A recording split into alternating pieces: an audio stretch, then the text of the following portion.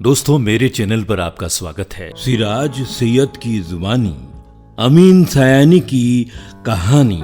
बहन और भाइयों,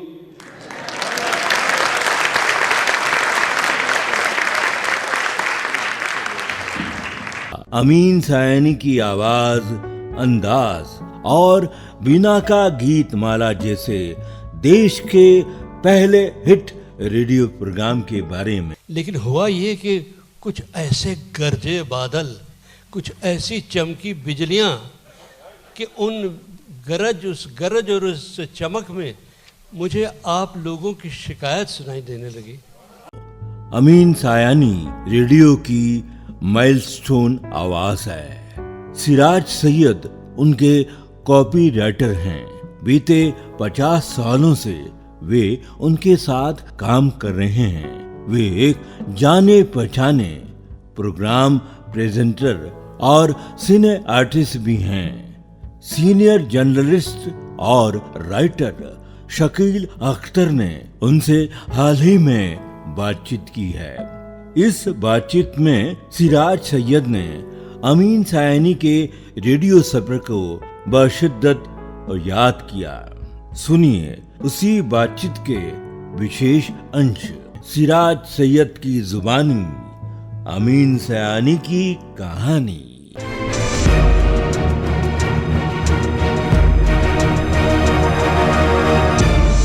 सिराज साहब, आदाब है। बहुत बहुत खुशी की बात है कि आज हम आपसे अमीन सयानी साहब के बारे में और कुछ उनके साथ आपके किस तरह के अनुभव रहे, किस तरह का तजुर्बा रहा, कैसे आपने काम की शुरुआत की, ये सब बातें आज हम जानेंगे। सबसे पहले तो मैं ये जानना चाहता हूँ कि सर, आप खुद इतने वर्षों बाद, इतने सालों बाद अमीन सयानी साहब को किस तरह से महसूस करते हैं, देखते हैं एक पर्सनालिटी के रूप में, बताएं। आदाब। मेरे लिए वो हमेशा से एक उस्ताद रहे हैं और उस्ताद ही रहेंगे। सबसे पहला लफ्ज जो उभर के आता है जहन में वो है परफेक्शनिस्ट। परफेक्शनिस्ट, अच्छा जी। यानी कि जो भी है चीज को बेहतरीन बनाने की कोशिश। बहुत अच्छा। दूसरी बात तो वो कहते थे कि जबान आसान होनी चाहिए, आम फहम। जी, आम फहम होनी चाहिए। इसमें बहुत ज्यादा ना तो उर्दू हो ना तो बहुत ज्यादा हिंदी हो। उनकी शख्सियत अभी मेरे लिए वही है जो आज से 50 साल पहले थी, क्योंकि मैंने 50 साल पहले उनके साथ काम करना शुरू किया था। बस इतना फर्क उनकी शख्सियत में आ गया है कि उम्र लगभग 88 साल की हो गई है, इसलिए थोड़ा सा हाफिजा जाने लगा है और चलने फिरने में जरा तकलीफ होती है उनको। इसके अलावा जब वो काम करने बैठते हैं और स्टूडियो में जाते हैं जी, तो वही जोश और खरोश होता है जो आज से 50 साल पहले मैंने देखा था। जी जी। वो आपको दौर याद है? आपने उनके साथ कई तरह के कार्यक्रम किए, स्पेशली वो दौर जब आपने बिना का गीत माले रेडियो सिलोन से शुरू हुआ था। वो शुरुआती दौर के बारे में और उसकी जो जिस तरह से लोगों ने बहुत पसंद किया, कुछ ही दिनों में ही वो बहुत बड़ा मकबूल और एक मारूफ प्रोग्राम बन गया। आप उसके बारे में कुछ याद दिलाएं, कुछ बताएं। बिना का गीत माला से मैं बहुत कम उम्र से जुड़ा हूँ, लेकिन एक श्रोता, एक सुनने वाला सामीन की हैसियत से जी। लेकिन हुआ ये कि ये बहुत मकबूल हो चुका था और मेरी उम्र उस वक्त सिर्फ 7 या 8 साल थी जी। और मेरे बड़े भाई अपने चंद दोस्तों के साथ एक होटल में जाके सुना करते थे जी, क्योंकि 5-6 लोग होते थे तो किसी के घर में जाके सुनना अच्छा नहीं लग रहा था जी। वहाँ ये आलम होता था कि पूरा होटल खचाखच भरा हुआ होता था और सब लोग 7:45 से पहुंच जाते थे, 9:15 तक वहाँ रहते थे। लेकिन हम पुराने थे तो किसी तरह हमको जगह मिल जाती थी। बहुत अच्छा जी जी। और दोस्तों में शर्तें लगती थी। मेरे बड़े भाई मुझसे 13 साल बड़े थे। हाँ। उनका नाम रियाज था जी।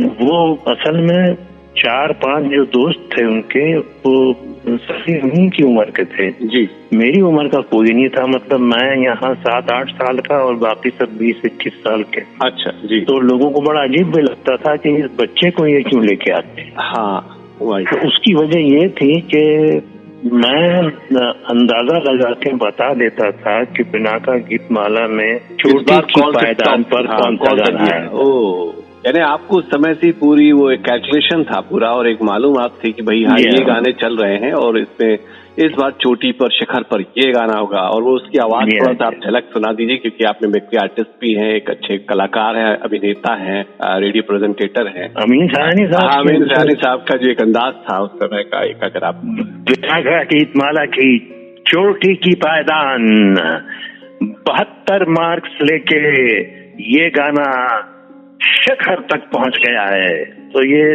बहुत अच्छा। छोटी सी मिसाल थी। बहुत अच्छा, बहुत अच्छा। नहीं, आप तो सर एक बतौर एक आर्टिस्ट भी काफी चीजें आप स्टेज पर ला चुके हैं। इसके लिए मैं बाकायदा करता हूँ। जी जी जी। दूसरी बात सर, जो प्रोग्राम बनाने का जो तरीका था जब आप जुड़े उससे, तो कब जुड़े? ये तो हो गई आपकी 7-8 साल बरस की बात की, जब आप बता देते कि भाई शिखर पर या चोटी में या टॉप पायदान पर कौन सा गाना आने वाला है, तो सारे लोगों की रिएक्शन क्या होती थी उस समय? जो आपके बड़े भाई थे और उनके दोस्त थे, क्या कहते थे कि कमाल कर दिया, क्या कहते थे? वो सब लोग एक दूसरे से झगड़ने लगते थे और मुझे रिश्वत देने की कोशिश करते थे। अच्छा। कि इसको एक समोसा खिला दो तो ये पहले बता देगा मुझे, तो मैं दूसरों से शर्त लगा के जीत लूंगा। ओहो, हाँ, तो शर्तें लगती थी आपस में। इक्का बन चुके थे मतलब। हाँ, एक साहब तो जो अब नहीं रहे दुनिया में, वो तो कहते थे कि तेरे को कहाँ से पता चलता है, तू खुदा है क्या? तो मेरी समझ में नहीं आता था कि ये क्या, किस वजह से ये लोग इतना झगड़ते हैं। ये मैं तो म्यूजिक में डूबा हुआ था, मैं अमीन सयानी साहब को सुनना चाहता था जी जी, और गाने सुनना चाहता था, बड़ा फैन था मैं उनका। ये सर उस वक्त से ये बात आलम था। जी हाँ, जी हाँ, जी हाँ। तो आप ये जानना चाह रहे थे कि मैं जुड़ा कैसे? जुड़ा कैसे आप उस वक्त, उसके बाद वो किस उम्र में जुड़े? और दूसरी बात ये कि जी पहले ये बता दीजिए, और दूसरा उसमें ये जानना चाहता हूँ कि उनके कार्यक्रम बनाने का, तय करने का और रेडियो के जो नगमे वो सुनाने का, जो गाने बजते थे उसमें 20 मेरा ख्याल है गाने बजते थे, तो 16 गाने बजते, 16 तो वो किस तरह का एक आप लोग कर? वो 3 दौर थे उसमें। पहले दौर में तो वो पब्लिक की वोटिंग के हिसाब से चुने जाते थे गाने जी, मतलब बाकायदा लोग खत भेजते थे जी। लेकिन दूसरे दौर में ये हुआ कि खतों के अलावा 6 शहरों में, बम्बई मिला के 6 बड़े शहर हिंदुस्तान के जहां म्यूजिक की बड़ी बड़ी दुकानें थी जी, उन दुकानों में जो म्यूजिक बिकता था, म्यूजिक सेल्स को रिपोर्ट करके वो जोड़ के और उससे भी एक अंदाजा लग जाता था। हाँ। जी हाँ, जी हाँ, उसके साथ में रेडियो क्लब्स भी बना दिए गए थे। जी जी, रेडियो क्लब्स ऐसे थे कि देश भर में हजारों थे। जी जी जी, बिल्कुल। वो गांवों तक में थे। वो लोग क्या है, छोटे छोटे कार्यक्रम भी करते रहते थे और रेडियो भी सुनते थे, खत भी लिखते थे, कई बार सवाल भी पूछते थे पिनाका गीतमाला में। जी जी, कभी कभी अजीब से, कभी मस्खरे से, कभी किसी तरह के सवाल और उसका जवाब भी वो उतनी खूबी से देते थे। उतनी खूबी से देते थे। ये चलता रहता। Indian motion picture producers association IMPPA ने जब कुछ म्यूजिक डायरेक्टर्स को बिला वजह शक होने लगा कि इसमें कुछ हेरा फेरी होती है, हाँ, तो उन्होंने हंगामा किया। और जब उन्होंने हंगामा किया तो ये तय हुआ कि इम्पा एक कमेटी अपॉइंट करेगी और उसकी तरफ से एक साहब, कम से कम 1 या ज्यादा लोग उस कमेटी में बैठेंगे और बाकायदा लिस्ट उनके सामने रखी जाएंगी, कंपाइल की जाएंगी और उनके अप्रूव होने के बाद में ही वो ब्रॉडकास्ट होगी। ओहो, इतना पारदर्शी, ट्रांसपेरेंसी थी मतलब? जी जी जी, बिल्कुल पारदर्शिता थी और ट्रांसपेरेंसी बिल्कुल थी। और आप जब जुड़े उस वक्त आपका तजुर्बा क्या था? वो कौन सा साल था और किस वजह से या कैसे आपको ये मौका मिल गया? मौका इस तरह मिल गया कि हम लोग जानते थे एक दूसरे को, फैमिलीज हमारी जानती थी एक दूसरे को। अमीन साहब की वालदा कुलसुम सयानी जी जी बहुत बड़ी सोशल वर्कर थी जी, और मेरे वालिद साहब उर्दू हिंदी पढ़ाने के क्लासेस चलाते थे। तो वो दोनों एक दूसरे को जानते थे और उस जरिए से मेरे वालिद साहब ने, जब मेरे भाई का दिल कॉलेज की पढ़ाई में नहीं लग रहा था, तो उन्होंने सिफारिश की कुलसुम सयानी से कि इनके लिए कोई जगह ढूंढ लीजिए अमीन साहब के साथ। तो उन्होंने अमीन साहब के साथ में मेरे बड़े भाई को लगा दिया। अच्छा। और मेरे रियाज साहब को। और वो उन दिनों एक अखबार निकाला करते थे 15 रोजा, उसका नाम था पॉइंटर, POINTER, पॉइंटर। हाँ जी जी जी। उसके वो असिस्टेंट एडिटर बना दिए गए और धीरे धीरे वो फिर एडिटर भी बन गए।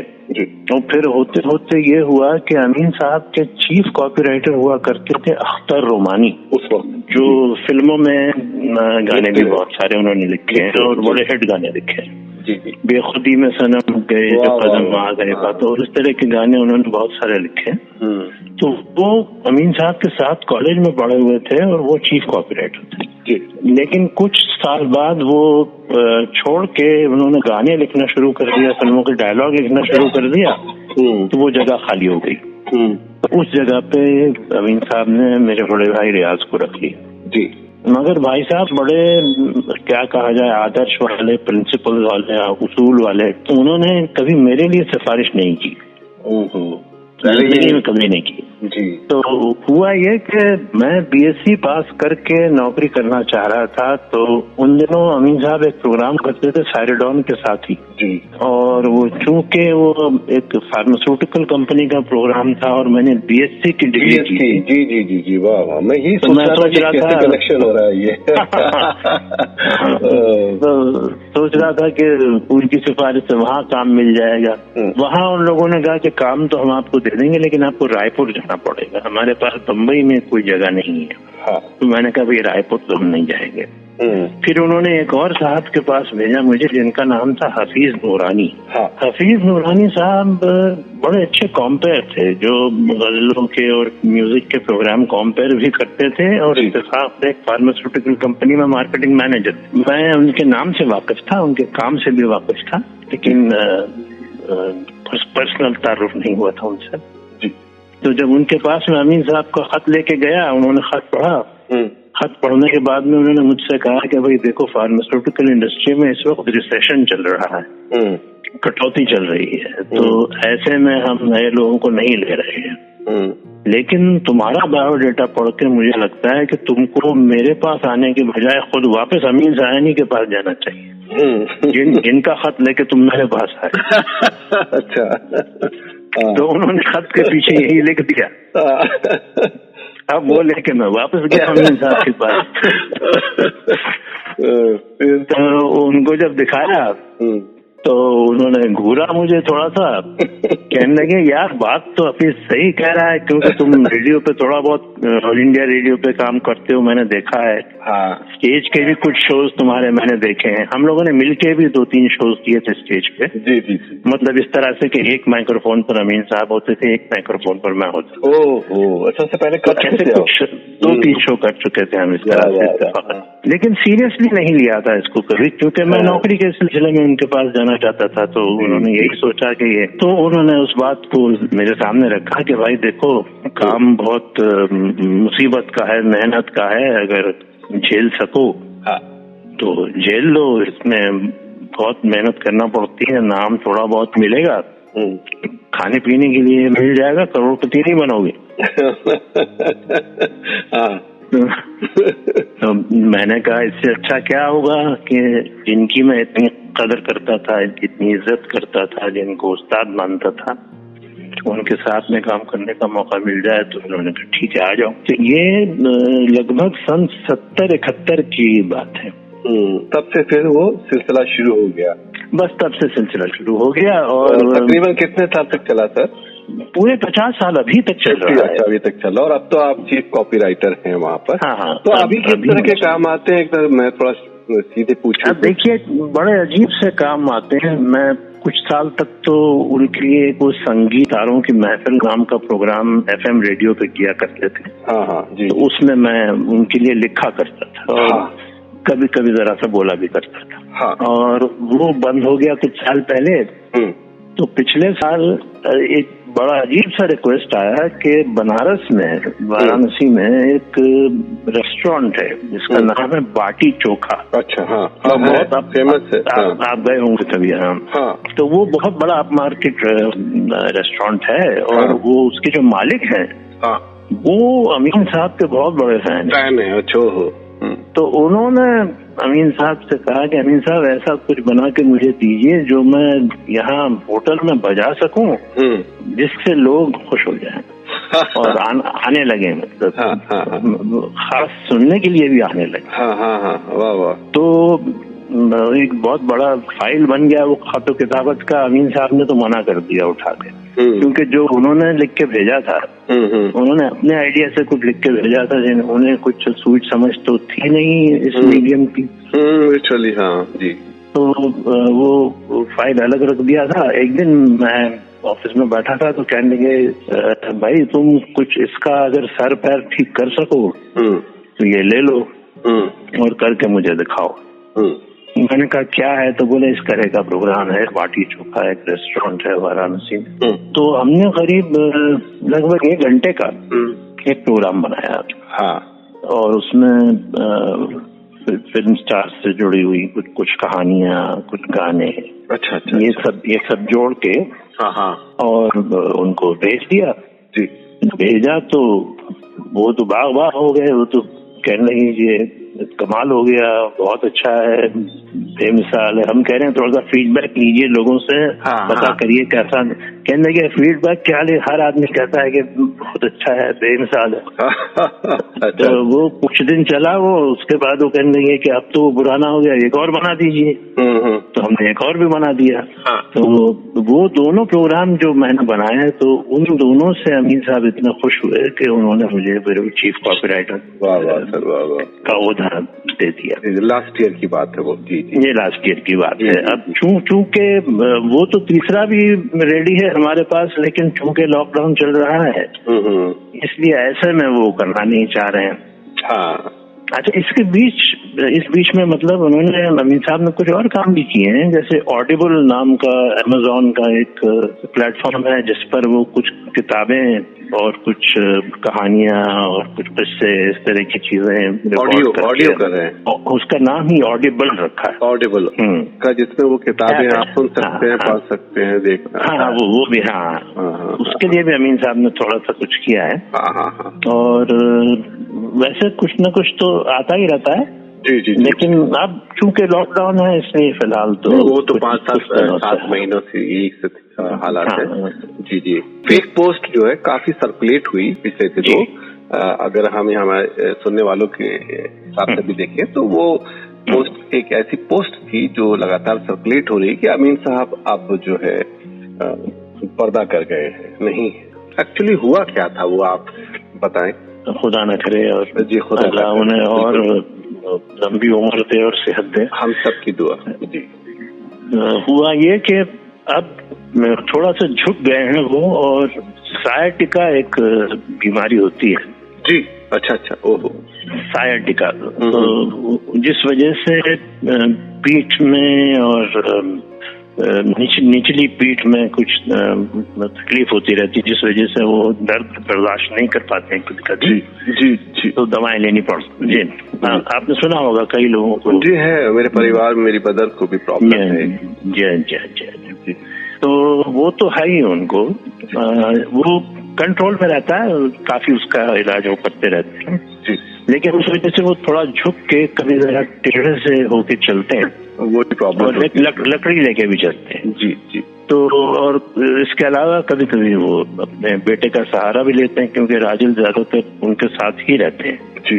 मैं जरूर जानता हूँ कि वो फिसल गए और गिर पड़े। जी। और गिर पड़े तो सर पे उनकी बाईं आंख के पास में चोट लगी, लेकिन और कहीं कोई नुमाया चोट नजर नहीं आई। फिर भी एहतियातन उनको अस्पताल में एडमिट कर दिया गया, क्योंकि ये उम्र है तो इसमें कहीं अंदर कुछ ब्लीडिंग हो जाए, ऐसा कुछ हो जाए जिससे गड़बड़ हो सकती है। जी। तो वो 3-4 दिन उनको इंटेंसिव केयर यूनिट में ICU में रखा गया।